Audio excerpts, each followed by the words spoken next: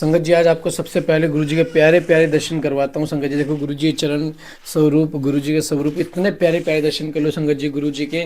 और संगत जी आज सबसे पहले स्टार्टिंग में संगत जी मैं एक ही चीज़ कहना चाहूँगा। देखो संगत जी, सेवा हो रही है तो इस सेवा का लाभ उठाओ। कोई भी सेवा गुरु जी की मर्जी के बिना नहीं होती।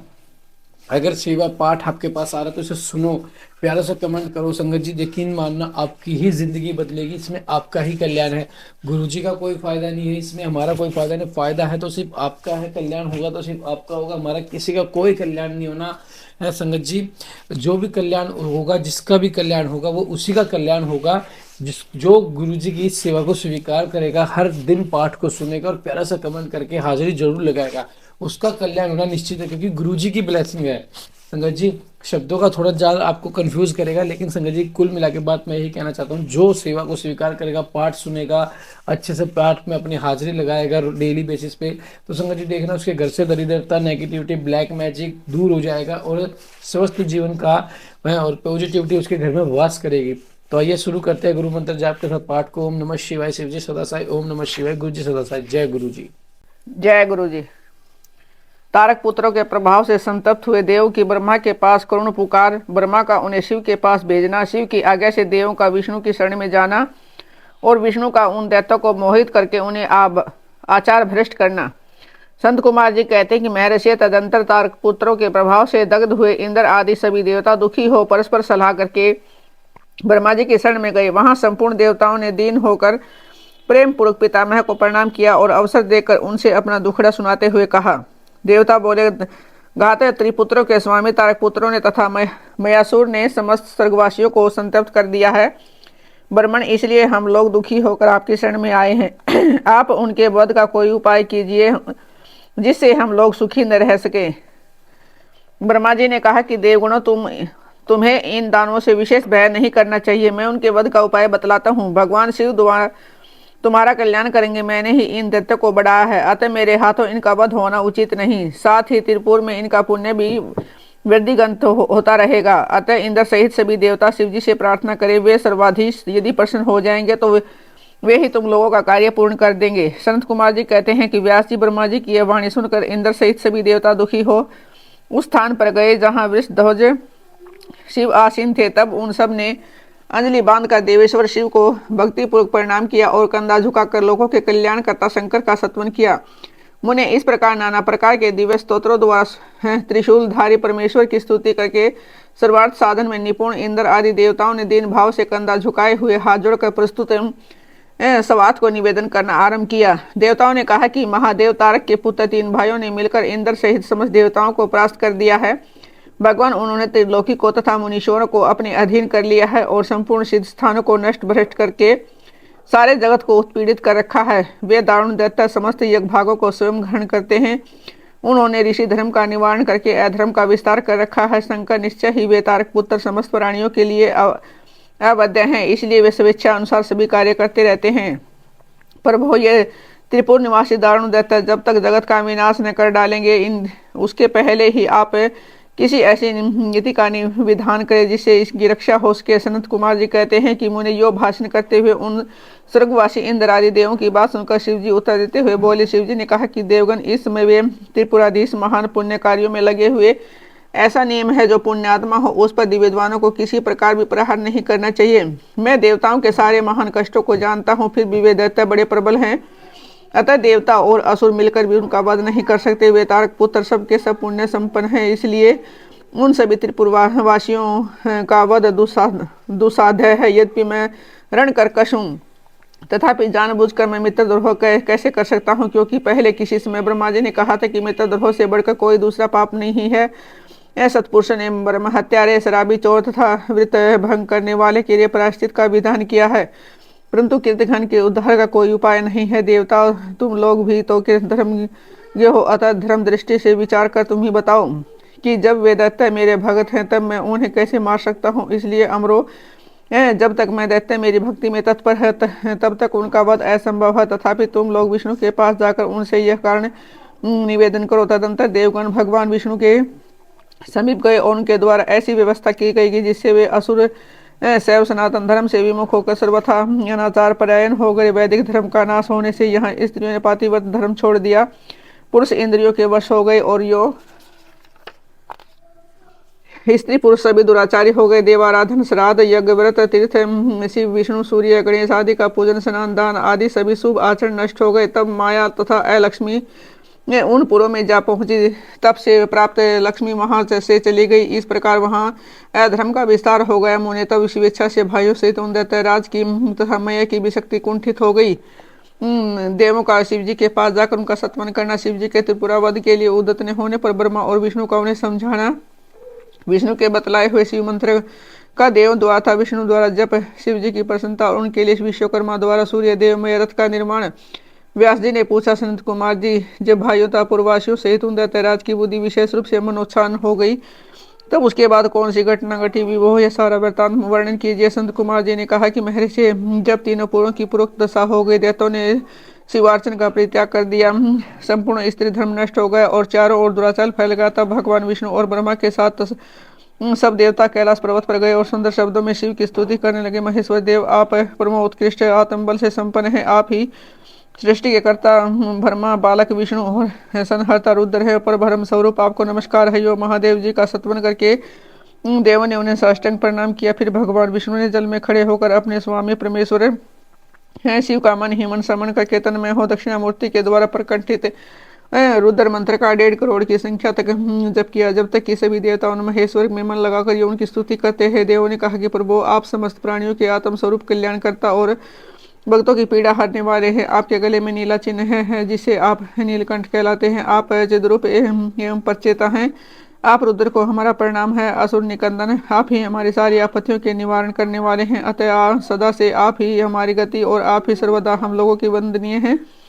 आप सबके आदि और आप ही अनादि भी हैं। आप ही आनंद स्वरूप प्रभु, प्रकृति पुरुष के भी साक्षात श्रेष्ठ और जगदीश्वर हैं। आप ही रजोगुण, सत्वगुण और तमोगुण के आश्रय से ब्रह्मा विष्णु और रुद्र होकर जगत के कर्ता भर्ता और संहारक बनते हैं। आप ही उस भवसागर से तारने वाले हैं। आप समस्त प्राणियों के स्वामी, अविनाशी, वरदाता, वांग्मय स्वरूप, वेद प्रतिपाद और वाच्यवाचकता से रहित हैं। योग वेता योगी, आप ईशान से मुक्ति की याचना करते हैं। आप योगियों के हृदय कमल की कर्णिका पर विराजमान रहते हैं। वेद और संतजन कहते हैं कि आप परब्रह्म स्वरूप, तत्व रूप, तेजो राशि और परात्पर हैं। आप सर्वव्यापी, सर्वात्मा और त्रिलोकी के अधिपति हैं। भव, इस जगत में जिसे परमात्मा कहा जाता है, वह आप ही जगत गुरु। इस जगत में जिसे देखने, सुनने, सत्वन करने तथा जानने योग्य बताया जाता है, जो अणु से भी सूक्ष्म तथा महान से भी महान है, वह आप ही हैं। आप चारों ओर हाथ पैर, नेत्र, सिर, मुख, कान और नाक वाले हैं। अतः आप को चारों ओर से नमस्कार है। सर्वव्यापी, आप सर्वज्ञ, महेश्वर, अनावृत और विश्वरूप हैं। आप विरूपाक्ष को सब ओर से अभिवादन है। आप सर्वेश्वर, भव, दक्ष, सत्यमय, कल्याणकर्ता, अनुपमेय और करोड़ों सूर्यों के समान प्रभावशाली हैं। आपको हम चारों ओर से दंडवत प्रणाम करते हैं। शिव आराध्य हैं, आदि हैं, अंत शून्य, 26 वे तत्व नियमक रहित है तथा समस्त प्राणियों को अपने अपने कार्यों में प्रवृत्त करने वाले। आपको हमारा सब ओर से प्रणाम है। आप प्रकृति के भी प्रवर्तक, सबके पर पितामह हैं और समस्त शरीरों में व्याप्त हैं। आप परमेश्वर को हमारा नमस्कार। श्रुति अतः श्रुति तत्व के ज्ञाता, विज्ञजन, आपको वरदायक, समस्त भूतों में निवास करने वाला, स्वयंभू और श्रुति तत्व बताते हैं। नाथ, आप अपने जगत में अनेकों ऐसे कार्य किए हैं जो हमारी समझ से परे हैं, इसलिए देवता, असुर, ब्राह्मण और अन्य स्थावर जंगम भी आपकी स्तुति करते हैं। संभव त्रिपुरवासी दैत्यों ने हमें प्राय नष्ट साध कर डाला है, अतः आप शीघ्र ही उन असुरों का विनाश करके हमारी रक्षा कीजिए, क्योंकि देव वल्लभ, हम देवों के एकमात्र आप ही गति हैं। परमेश्वर, इस समय वे आपकी माया से मोहित हो गए हैं, अतः प्रभु वे भगवान विष्णु द्वारा बताई हुई युक्ति के चक्कर में फंसकर सारा कर्म धर्म छोड़ बैठे हैं। भक्त वत्सल, हमारे सौभाग्यवश इस समय उन देवताओं ने संपूर्ण धर्मों का परित्याग कर दिया और नास्तिक शास्त्र का आश्रय ले रखा है। शरणदाता, आप सदा से देवताओं का कार्य करते आए हैं, इसलिए आज भी हम लोग आपके शरणापन्न हुए हैं। अब आपकी जैसी इच्छा हो वैसा कीजिए। सनत कुमार जी कहते हैं कि मुनिवर, इस प्रकार महेश्वर का सत्वन करके देवगण दीन भाव से अंजलि बांध कर सामने खड़े हो गए। उस समय उनके मस्तक झुके हुए थे। इस प्रकार जब सुरेंद्र आदि देव ने महेश्वर की स्तुति की और विष्णु ने ईशान संबंधी मंत्र का जाप किया, तब सर्वेश्वर भगवान शिव प्रसन्न हो गए और विश्व पर सवार हो वही प्रकट हो गए। उस समय पार्वती पति शिव का मन प्रसन्न था। उन्होंने नंदीश्वर की पीठ से उतर कर विष्णु का आलिंगन किया और फिर वे नंदी पर हम हाथ टेक कर खड़े हो गए और संपूर्ण देवताओं की ओर कृपा भरी दृष्टि से देखकर गंभीर वाणी में हरि हरि से बोले। शिव जी ने कहा कि देवश्रेष्ठ उन अधर्मनिष्ठ दैत्यों के तीनों पुरों को मैं नष्ट कर डालूंगा, इसमें संशय नहीं, परंतु वे महादैत्य मेरे भगत थे और उनका मन सुदृढ़ रूप से मुझ में लगा रहता था। अतः यद्यपि इस समय उन्होंने व्याजवश उत्तम धर्म का परित्याग कर दिया है, तथापि क्या वे मेरे ही द्वारा मारने योग्य हैं? इसलिए जिन्होंने त्रिपुरवासी सारे दैत्यों को धर्म भ्रष्ट करके मेरी भक्ति से विमुख कर दिया है, वे विष्णु अथवा अन्य कोई भी उन्हें क्यों नहीं मारते? मुनीश्वर शंभु के वचन सुनकर उन समस्त देवताओं का तथा श्री हरि का भी मन उदास हो गया। जब सृष्टिकर्ता ब्रह्मा ने देखा कि देवता और विष्णु के मुख पर उदासी छा गई है, तब उन्होंने हाथ जोड़कर शंभु से कहना आरंभ किया। ब्रह्मा जी कहते बोले कि परमेश्वर, आप योग वेताओं में श्रेष्ठ, पर भ्रम तथा सदा से देवों और ऋषियों की रक्षा में तत्पर हैं।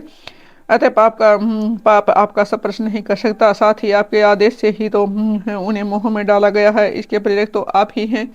इस समय अवश्य ही उन्होंने अपने धर्म का परित्याग कर दिया है और वे आपकी भक्ति से विमुख हो गए हैं, तथापि आपके सिवा दूसरा कोई उनका वध नहीं कर सकता। देवों और ऋषियों के प्राण रक्षक महादेव साधुओं की रक्षा के लिए आपके द्वारा उन मलेच्छों का वध उचित है। आप तो राजा हैं, अतः राजा को धर्मानुसार पापियों का वध करने से पाप नहीं लगता।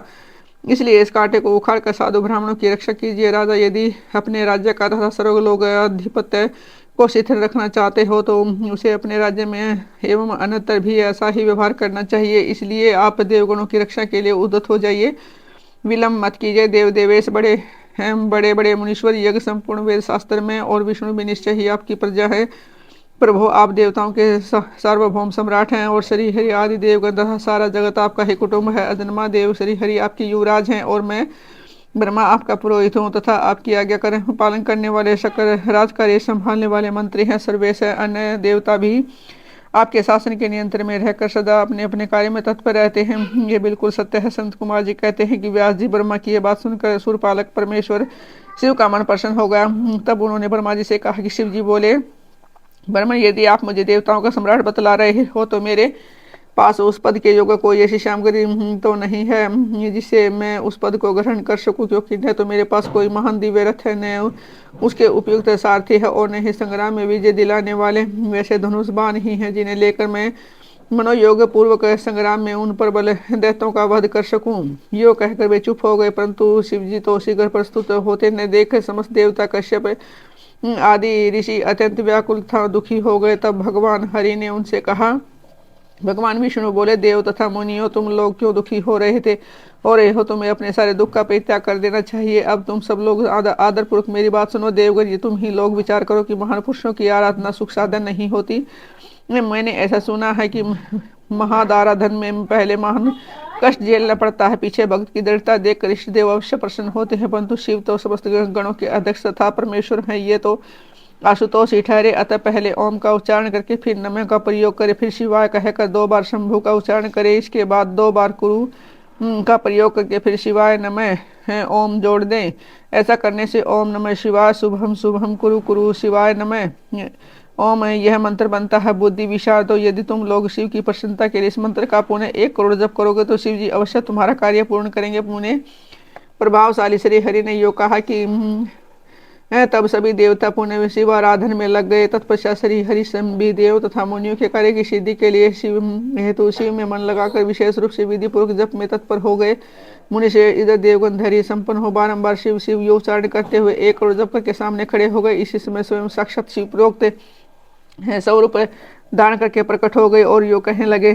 श्री शिव जी बोले, हरे ब्रह्मण देवगण तथा उत्तम व्रत का पालन करने वाले मुनियों, मैं तुम लोगों के जब से प्रसन्न हो गए हो तब तुम लोग अपना मनोवांछित वर मांग लो। देवताओं ने कहा कि देव आदि देव वे कल्याणकर्ता जगदीश्वर, यदि आप हम पर प्रसन्न हैं तो देवों की विकलता का विचार करके शीघ्र ही त्रिपुर का संहार कर दीजिए। परमेश्वर, आप दीन बंधु तथा कृपा की खान हैं। आपने ही सदा से हम देवताओं की बारंबार विपत्ति से रक्षा की है, अतः इस समय भी आप हमारी रक्षा कीजिए। संत कुमार जी कहते हैं कि ब्रह्मण तब ब्रह्मा और विष्णु सहित देव की यह बात सुनकर शिव जी मन ही मन प्रसन्न हुए और पुनः इस प्रकार बोले। महेश्वर ने कहा कि हरे ब्राह्मण देवगण तथा मुनियों, अब त्रिपुर को नष्ट हुआ ही समझो। तुम लोग आदरपूर्वक मेरी बात सुनो और उसके अनुसार कार्य करो। मैंने पहले जिस दिव्य रथ सारथी धनुष और उत्तम बाण को अंगीकार किया है वह शीघ्र ही तैयार करो। विष्णु तथा विद्य निश्चय ही तुम दोनों त्रिलोकी के अधिपति हो, इसलिए तुम्हें चाहिए कि मेरे लिए प्रियतनपुर का सम्राट के योग्य सारा उपकरण प्रस्तुत कर दो। तुम दोनों सृष्टि के सृजन और पालन कार्य में नियुक्त हो, अतः त्रिपुर को नष्ट हुआ समझकर देवताओं की सहायता के लिए यह कार्य अवश्य करो। यह शुभ मंत्र है जिसका तुम लोगों ने जप किया है महान पुण्यमय तथा मुझे प्रसन्न करने वाला है। यह भक्ति मुक्ति का दाता, संपूर्ण कामनाओं का पूरक और शिव भक्तों के लिए आनंदप्रद है। यह सर्वकामी पुरुषों के लिए धन, यश और आयु की वृद्धि करने वाला है। यह निष्काम के लिए मोक्ष का साधन करने वाले पुरुषों के लिए भक्ति मुक्ति का साधन है। जो मनुष्य पवित्र होकर सदा इस मंत्र का कीर्तन करता है, सुनता है, दूसरे को सुनाता है, उसकी सारी अभिलाषाएं पूर्ण हो जाती हैं। संत कुमार जी कहते हैं कि मुने परमात्मा शिव की यह बात सुनकर सभी देवता परम प्रसन्न हुए और ब्रह्माता विष्णु को तो विशेष आनंद प्राप्त हुआ। उस समय विश्वकर्मा ने शिव के आज्ञा अनुसार विश्व के हित के लिए एक सर्वदेवमय तथा परम शोभन दिव्य रथ का निर्माण किया। जय गुरु जी, शुक्राना गुरु जी, संगत जी। गुरु जी का अनंत शुक्राना, लख लख बार शुक्राना, अर्चीज दा शुक्राना, सास दा शुक्राना। संगत जी पाठ को एंड तक जरूर सुनो, गुरु जी की ब्लेसिंग जरूर ले। जय गुरु जी, शुक्राना गुरु जी।